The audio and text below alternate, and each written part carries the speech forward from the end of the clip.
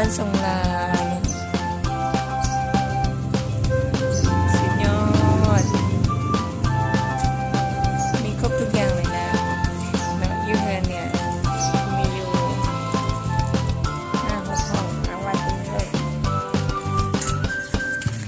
สิเป็นสปาก็ได้สิเป็นบ้านพักก็ดีสิเป็นโรงแรมก็ได้เนาะสิเป็นห้องประชุมก็ได้ห้องคาราโอเกะก็ได้